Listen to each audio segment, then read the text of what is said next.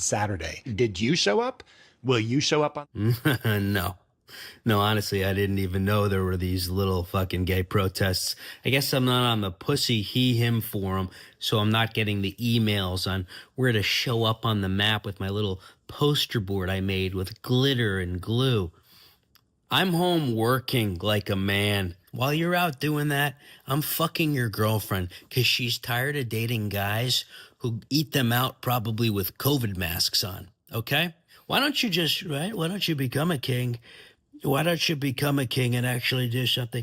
No, you have these they say, sir, low testosterone, low T, they call it low T, right? Little T, like little Marco, little T. And they go out there and they try to get some attention from these mentally ill she-theys, right? They call them she-they-thems, covered in cat hair. They got the side-shaved head, these dykes, and they're 45, and they had no kids, are resentful. And these guys go out, these little gay guys, they're straight, but they're gay, you know what I mean? You know what I mean? And they try to get attention. It's really sad. It's just really hope they say, oh, I hope they touch my pee-pee. No, go work, get a job, okay? You're embarrassing. It's really sick, right? No kings, right? Losers, no losers. How about that?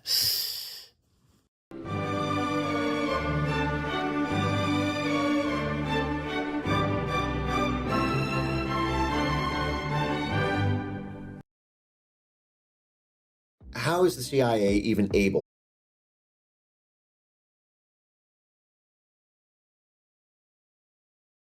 Okay, there. Let's see how we're doing.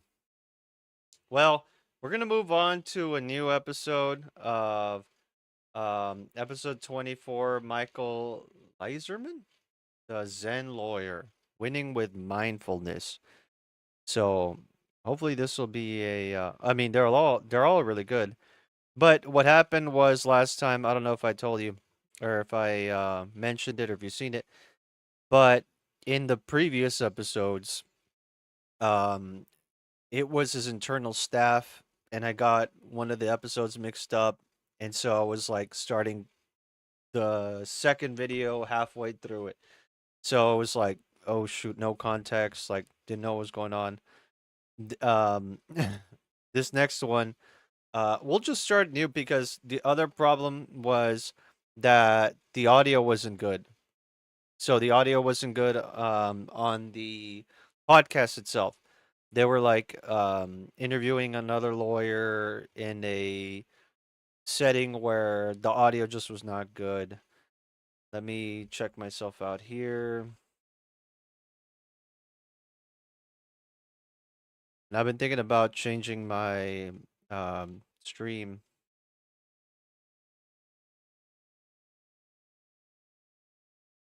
Yeah, it sounds good. Oh dang, the game's taking a while to load. Well, in that case, I mean, let's see.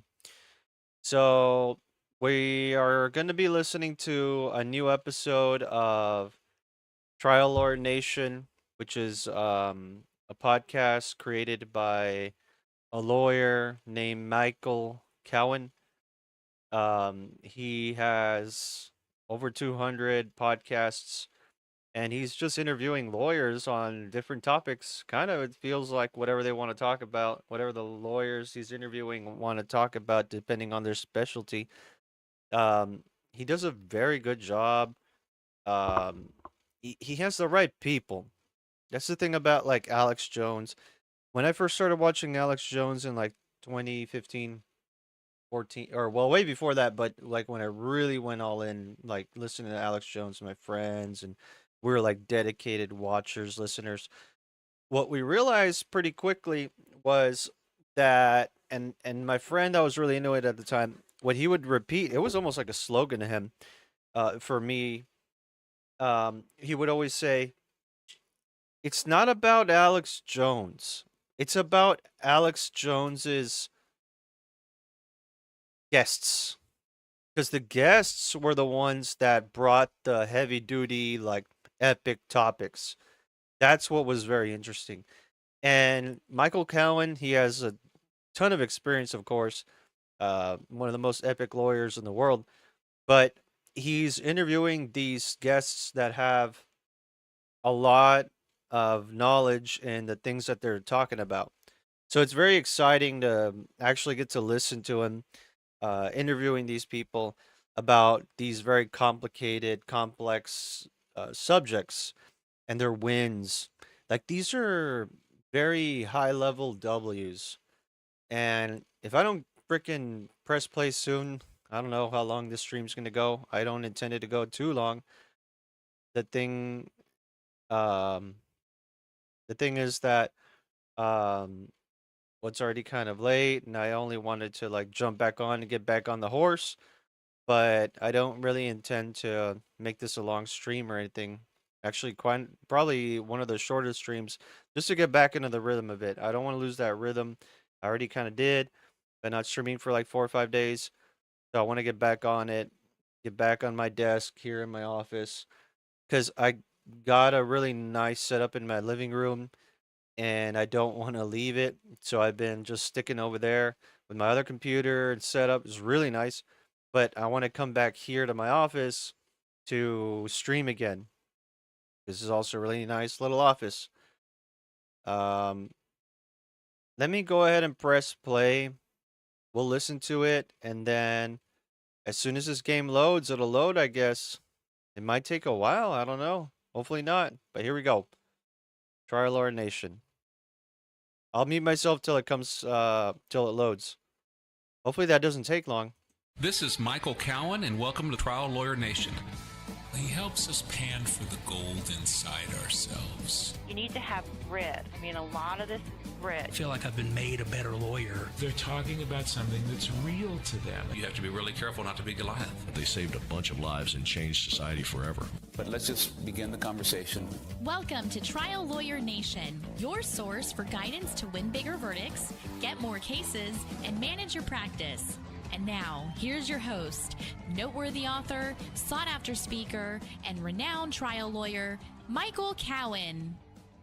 We have a real treat for you today. We have a good friend of mine, Mike Leeserman, on the show. Michael's an attorney who handles trucking cases across the United States.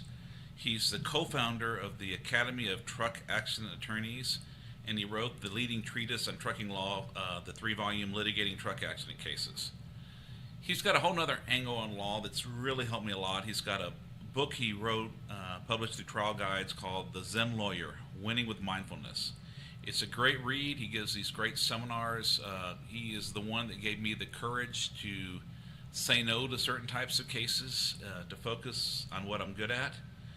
He shares his experience with his core methods through a series of workshops he puts on with Jay Rinson-Welk and Josh Carton. Josh was also a former guest on the show. I've been there. It's a great experience. Mike is an incredible trial lawyer. He's got verdicts that are just, I don't know how he gets them. They're really big on really tough facts. He's done it across the country. He's really inspired me, pushed me in a direction of personal growth and business growth that has changed my life. And so I've asked him to talk today to hope that maybe you can get some of that benefit. We're going to talk about something called the beginner's mind and how approaching litigation and keeping the beginner's mind can help, and how the curse of knowledge can actually make it harder for you to communicate with the jury because you know things so well and they don't know it yet. His 5 core truths to litigation that he's come up with, and how we can allow a jury to feel emotions for themselves rather than just seeing us feel the emotions. I'm super excited to have Michael on the show to share some of his expertise and wisdom with us.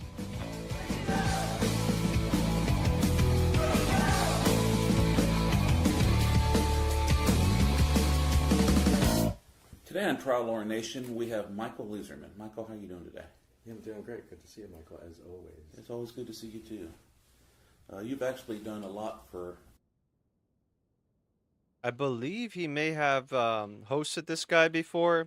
If not, one of the episodes, later episodes that I saw him interview this person, Mr. Michael Leeserman. I didn't really hear the name. Sorry. Well, frame rate, unsuitable for online play. Returning the menu. What the? Yeah, I don't want to play online. And why is the frame rate not good? This is a brand new computer. Yeah, let's go offline. I don't mind that. Well. What? After resolving the issue to play online. Yeah, I'm on offline mode. Yeah, I turned it on offline mode. It'll work. It'll load quicker this time. All right, but back to the podcast. Here we go. Me and my practice, I don't know how much you know, remember, but you and I had, I think, breakfast in New Orleans a few years ago, and I was asking you how you got to your practice where you only did certain types of cases, and you said, well, only take those types of cases. And within a month, I got the courage to stop taking non-commercial car wreck cases, and it's one of the best decisions I've ever made, and I really appreciate.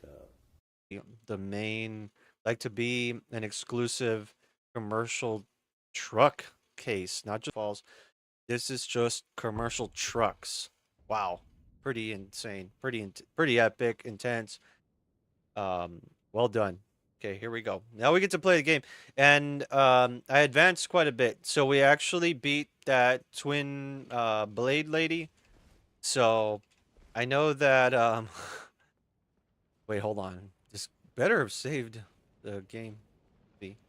Yeah. Wait, maybe I do need to go on online mode, just so it has my data. I don't want this to get glitched out. Yeah, this is what I have to deal with. Oh. Wait, what is that? Did I already beat the boss? If not, I'm gonna have to go online. Let me just go over there real quick. Yeah, because I beat that boss. It took me like 2 or 3 weeks. Well, like since the last time I streamed, I was here with my friends that were watching me, and I was like, finally beat it. They're like, how long did it take you? One of them, like, oh, it took like 2 or 3 weeks. And they're like, what? 2 or 3 weeks? I'm like, yes. Intense, heavy duty, hardcore, all the way. Let's go every day. Like trying to beat this guy so I can have a smooth stream. Oh my gosh, it's gonna take so long to load. Well, hopefully this is where okay, it's not taking that long. Hopefully this is updated, because so now I'm gonna have to like go online, turn it off, or same as before. Just a couple of lucky hits at the end. Less. Because I was almost there a couple times. If you watch, Got the courage to stop taking. Okay, also just to give you all some random heads up, some of the sounds, this podcast is pretty early on in their production, so the audio is not perfect, and they bump the mic a lot. It's not me. This is me. Oh, frick. Did I break it? Or if I bang? But I have a good setup, so it's not that bad. But yeah, so you'll hear that. Sorry about that. I know most of you don't care. Here we go. And within a month, I got the courage to stop taking non-commercial car wreck cases, and it's one of the best decisions I've ever made, and I really appreciate that. Yeah, you start out by almost making me cry. That's I'm sorry. Don't be sorry. It's good to cry. It's good to feel, and to think. What I hope. I'm sorry. It's just one of the most amazing things I've ever heard, that you were so privileged in a good way, because you did the work and you work your ass off. Like, wow. And the connections, personal connections, allow me to just listen to it without doing something else. And even then, I still feel so limited, because I like to do so many things all at the same time. Read, talk with friends, play video games, watch anime, like listen to, like literally sensory overload. Like I'll do the most I can do really, really realistically, like listening to like multiple things, is like 4 things at the same time. Like watching a show, playing a video game at full blast, like talking with friends, and maybe that's it, but maybe one more thing. Like if there's a news story or something going on in the background, have everything on at the same time. But legitimately, I always play video games and watch something at the same time. And I usually like to play games like this: Elden Ring. And I made a little list recently. Elden Ring, games I've beaten before and that I'm just like playing for the fun of. My Hero Ultra Rumble, Fortnite, Like I said, Elden Ring, Resident Evil 4, only because I've beaten that game so many times. Things like that. Hold on, I'm getting a message. Huh. Okay. Okay, it's almost done loading here, so let's go ahead and press play. Is that the things I do make a difference in the world? And whenever I press play, I rewind it a little bit because I like to recontextualize the conversation. Okay, hold on. Where are we here? That doesn't look right. This does look right. Okay, so it did load. Okay, we're fine. We're good. Thank God. Okay, that's pretty cool that the technology's so advanced that you can leave, go play on another computer. You leave offline mode. You go play on another computer. You come back to an offline setting, and it remembers all your data. Dang, but the loading. I don't know anything about like computers really. I do a lot, but not really enough to explain. But once you get the game running and you play it for long enough and you load assets, the loading gets shortened a lot. The other thing too is I'm playing on Wi-Fi on this computer because it's like all the way on the other side of the house. I need to get like where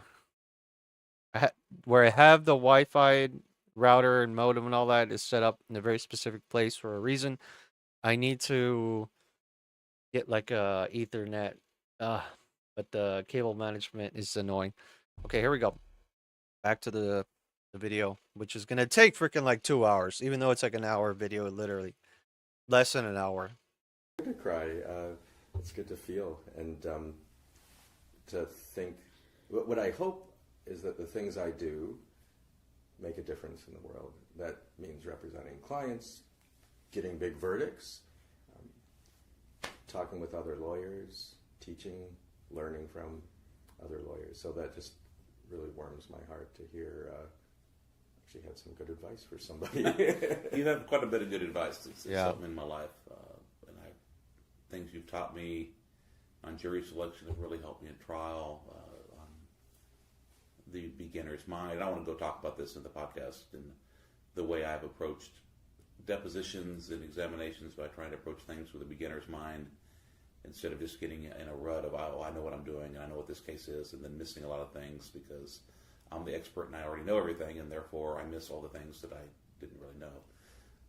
That's a great place to start, beginner's mind. Shoshin, the Japanese would call it, and that translates into the martial arts also. So I love this, that when you become a black belt in, say, Aikido or any of the martial arts, many times in the West, at least I grew up thinking like, oh, that means you're the master, the black belt. And that's actually not what it means. If you look at that's the first level Dan, D-A-N in Japanese. And so that, when you get your black belt, that means you're a beginner. So I like to have many trials, many successes, as have you and everyone that's on your podcast. And so I like to think of myself as a beginner trial lawyer. I have some skills. I've tried cases. I've had successes. I know how to introduce an exhibit into evidence. I know how to deal with jury selection and different things that are going on. And if I ever think I'm the expert at something, I better remind myself of beginner's mind, because I know if I don't remind myself, the jury is, or my wife is, or life will remind me. Yeah, I want to talk a little bit about that, because you've actually written the book on trucking litigation. And by written the book, I mean you have a 3-volume set I have there in my office, and everyone should get it, by the way. But then you say you try to go into trucking litigation with a beginner's mind, despite the fact that you've done a lot of this and you really know it. Try to have there in my office.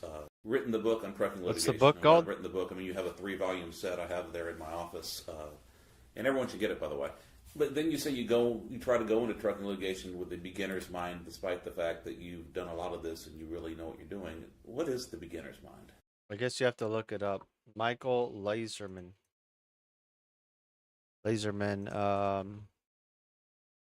Trucking book. $124. Oh, 25. Nice. He has an updated. Ooh, 25-26 edition. Litigating trucking accident. Litigating truck accident cases. Ooh, book and ebook. Monthly subscription, one-time purchase is only $1,646. Good gosh. Softbound book. Monthly subscription.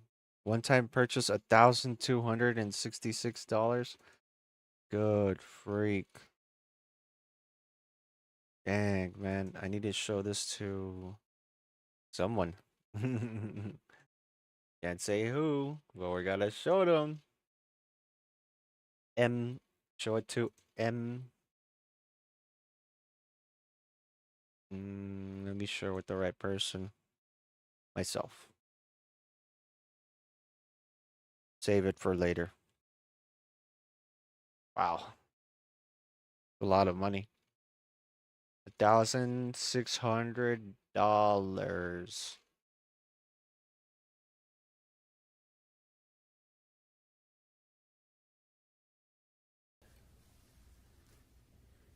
So Suzuki, who really brought Zen from the West to the East, or one of the Zen Buddhism, brought it to San Francisco in the 50s.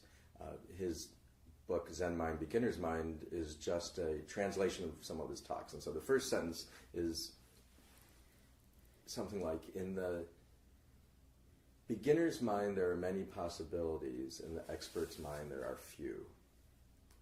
And I love that. So it's the idea. So I took deposition every day this week so far, and there's this nervousness, and these were trucking defense experts. Wow. And there's a nervousness every time I go into a deposition. There's actually a feeling like I've never done this before, and I have many times. So the beginner's mind is not to come in and say, I know exactly, and I'm hesitating because I do know what I want. I go in, so it's holding two things simultaneously. It's holding a confidence that I know what I'm doing and I can kind of roll with the punches. I mean, I have to be a subject matter expert in what I do.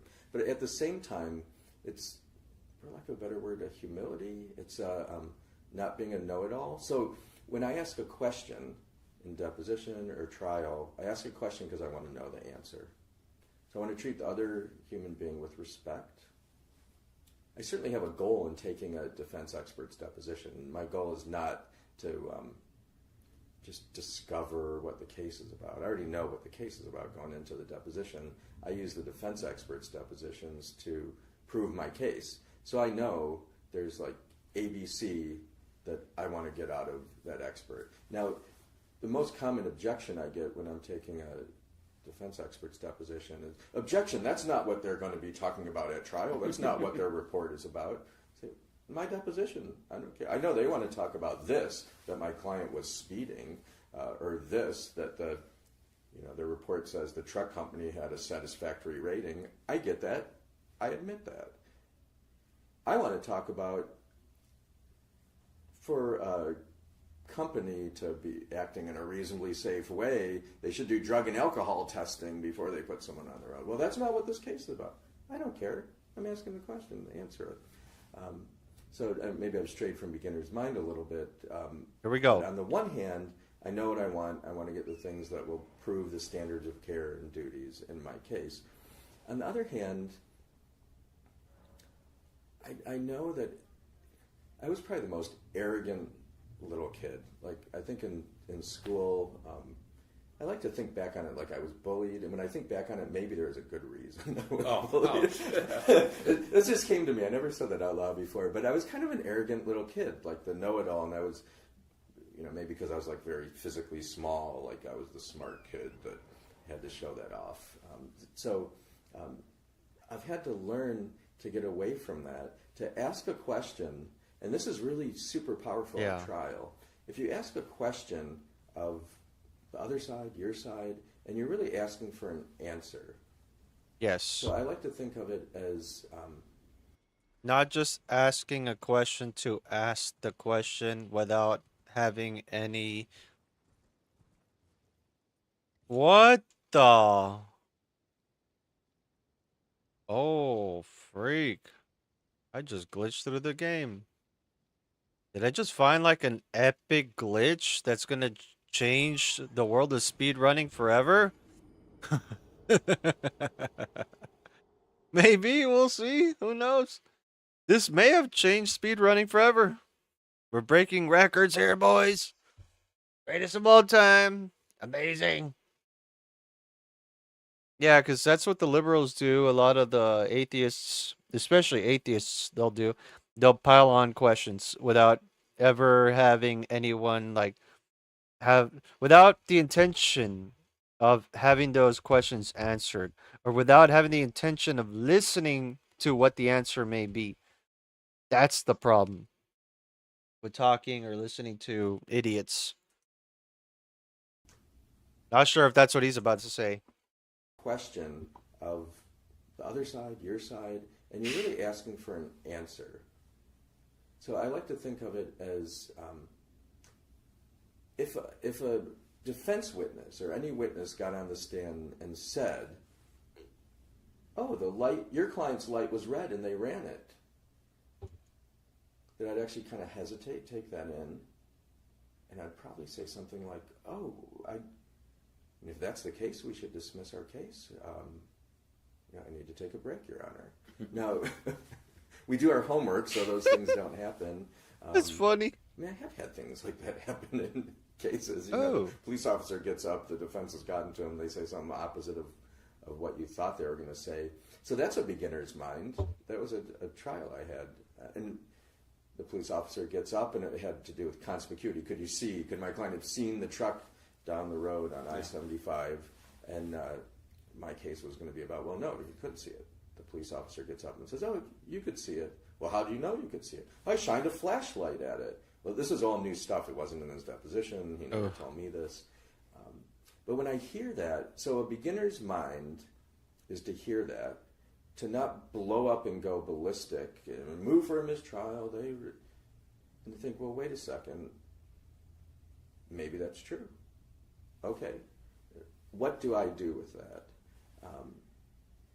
I ask some questions of the officer, and I actually end up just accepting that. Okay, when you shine the flashlight, you could see the reflection. In that case, and this kind of jumps forward, but I think of the world, and I think of my cases in 5 different cores.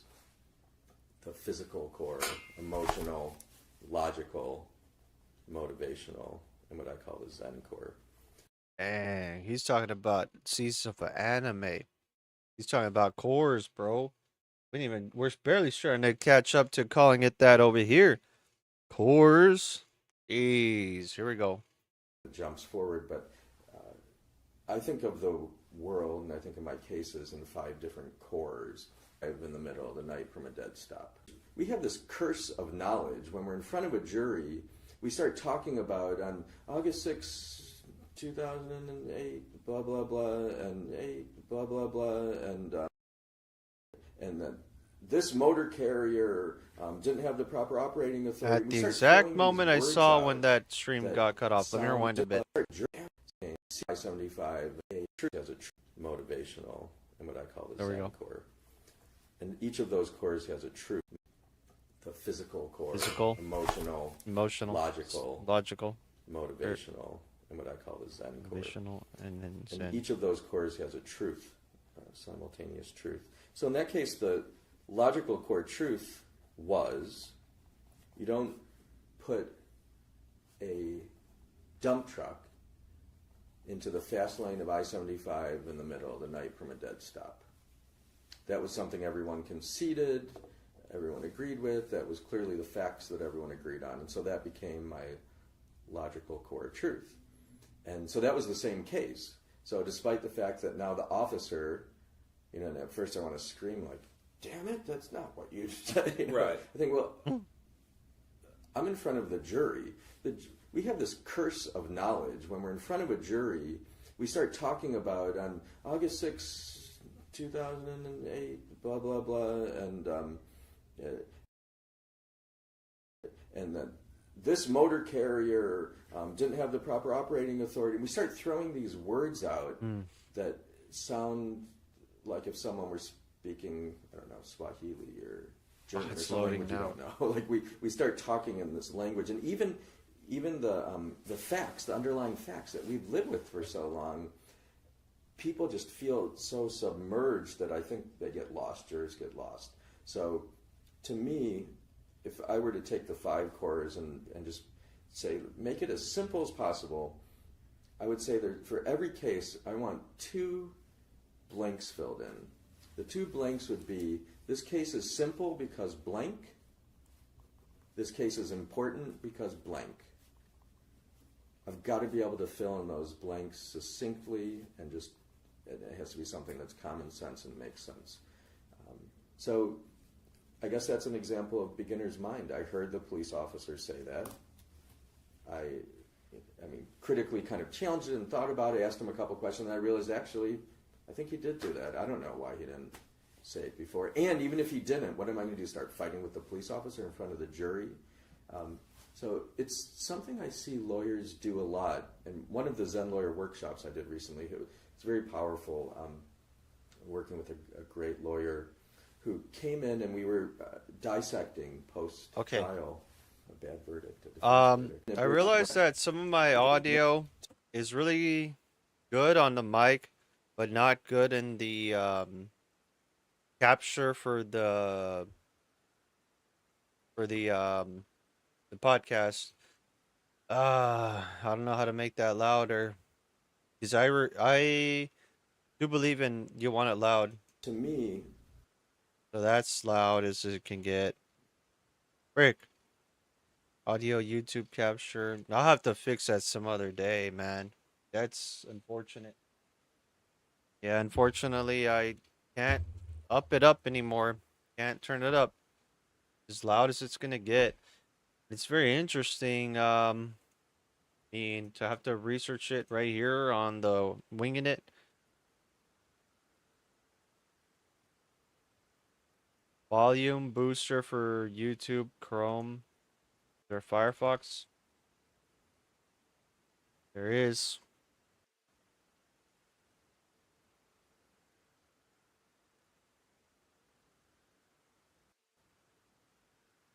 Okay. Might work. Let's see. if I were to take the 1232.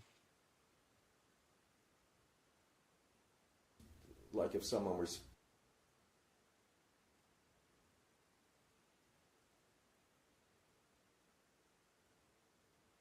Okay, it's synced now, it says.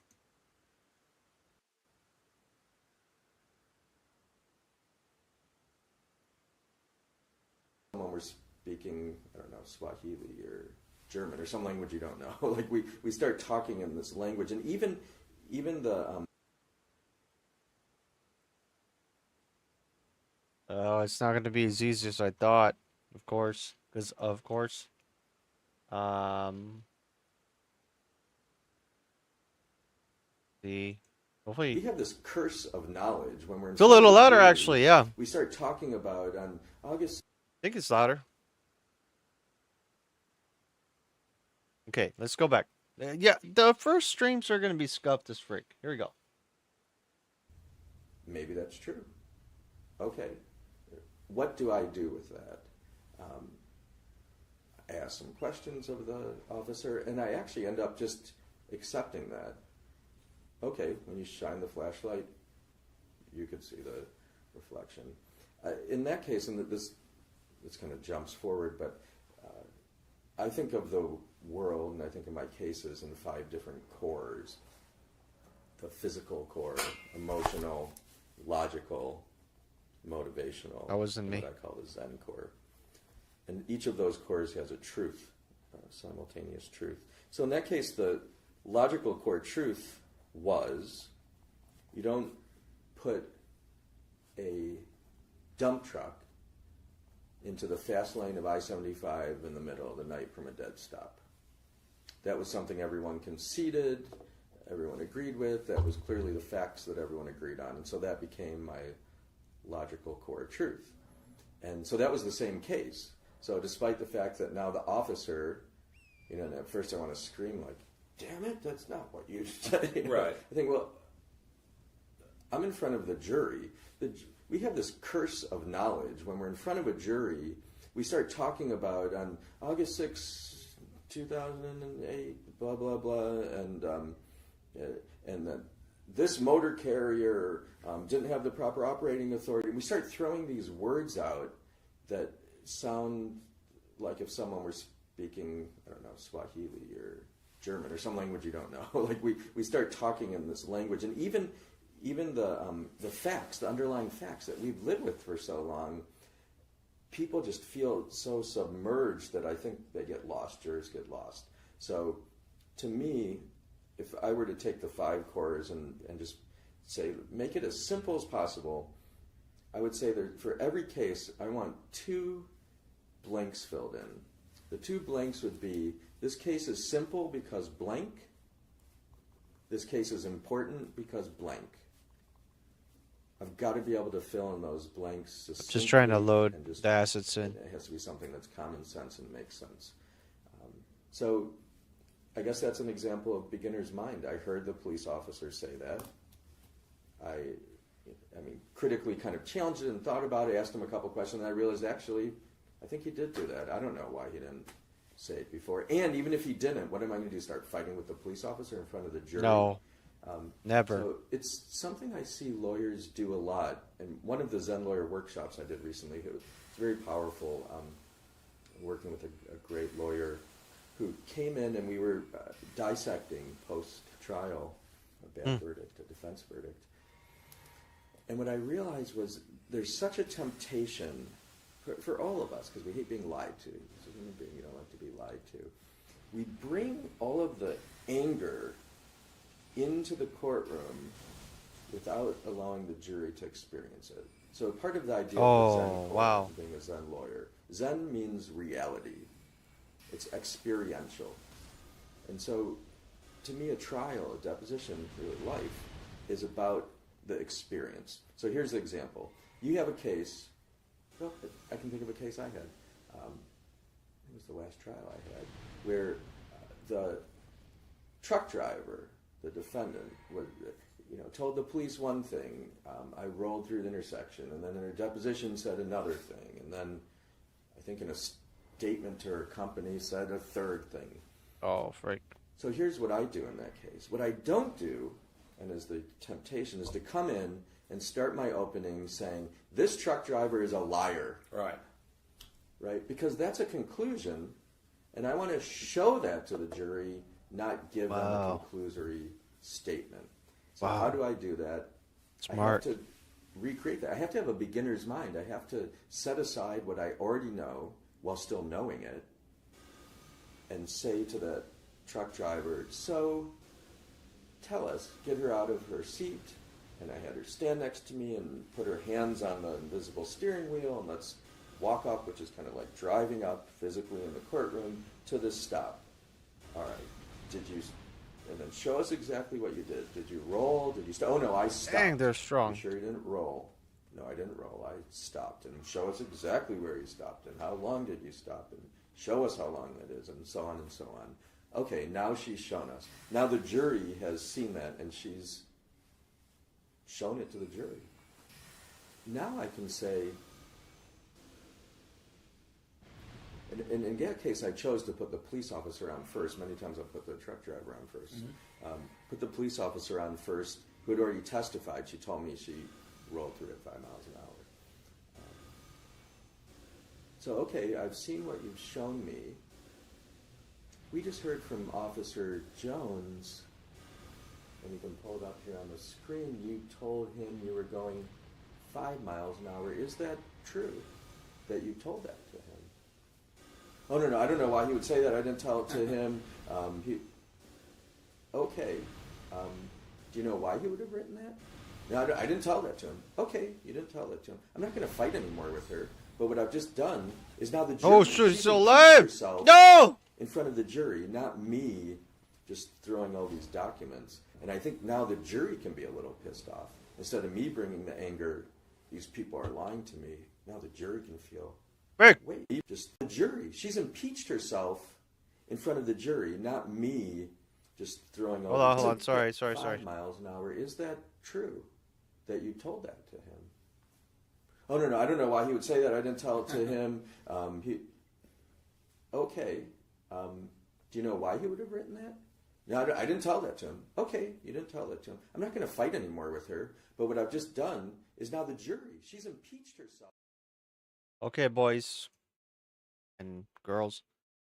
I have to wrap it up here. I really apologize for making this such a scuffed short stream. Another scuffed Trump tuber freaking stream. It's 10. It's already 10 p.m. I have to have a life. I have to at least watch something for an hour and then go to sleep. Yes, late. And it always takes me so long to realize that these characters here in Elden Ring are carrying like a fake baby. They're the most like scary enemies, the most deadly enemies in the game. You can consider them, especially for noobs and early builds and stuff. Um, but other than that, well, it was nice, listening to this again.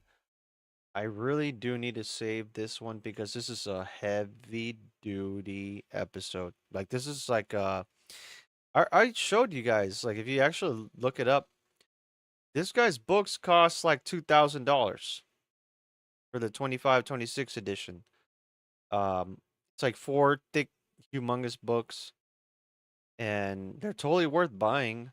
But you have $2,000 to buy 4 books. Is the wife gonna allow you to buy that? So, anyway, it was really nice. I'm gonna continue with my streams by the grace of Jesus, and we'll go from there. Take it easy. I'm gonna try to find a way to boost the audio from the stream, from the podcast itself. But it was really nice actually streaming, coming back. I have to like keep using this computer apparently, because if not, it's gonna be slower. And especially the game. I have a lot of things that I'm like deactivating and not using so that the computer can run good smoothly. I have to use this computer more, just not using it enough, and so it's like rusty. Or not rusty, but cold. Need to warm it up. I don't know. I believe in the gremlins. If you ever saw Star Trek, there was like in Voyager, um Captain Catherine Janeway, she talks about the gremlins. And the gremlins are a real thing. I really do believe in the gremlins. As somebody who's ignorant to like how computers work, even though I don't give a frick if you're an expert in computers and you're a computer engineer or science or whatever, or cybersecurity, I don't care. I believe in gremlins. Like not in a ugly way or they're like demons or anything like that. No, I don't believe it like that. I believe that like there are gremlins and I wouldn't call them gremlins. Like everything is alive, and computers are also alive. And if you're not using the computer, you're not using the phone, you're not using whatever it may be, like whether you are or you're not, like they learn on their own, like they get warmed up, they get cold, like you got to use them. And if you don't, like, I mean, I'm using my very old tablet that I haven't used in like more than 10 years, or sorry, 5 years. More than 5 years, 6 years, and it's running butter smooth. But oh, I don't want to connect to the Wi-Fi cuz it's running so freaking butter smooth. Um so there are some exceptions, but yeah, I don't know. I just feel like I've had so many experiences where you can have something going on, like a computer going on, and then it just is clunky, not working, it breaks. Even like my speakers, like for example, my subwoofer, it broke, it just tore. It's like But then I turned it down all the way, and I treated it for months, and eventually, like, it got its base back. And eventually, I don't know, it's like the connections, the electrical connections, like they started fusing and coming back, and it started to work. It doesn't work anymore after 2, 3, 4 years of actually going like that. It doesn't work anymore, like at all, at all. But it, I've seen it where technology repairs itself magically, and that is the gremlin. The gremlin, if you actually see Star Trek, like dealing with super ultra hyper advanced um technological systems and security systems for like the Starfleet. Um, yeah, like they talk about all that, like how gremlins are things that you treat there are anomalous errors and glitches in technology that humans don't account for, even when the technology is perfected. That is what a gremlin basically is. I'm going to leave it there. God bless you all. Love you all. Thank you. Thank you for checking me out.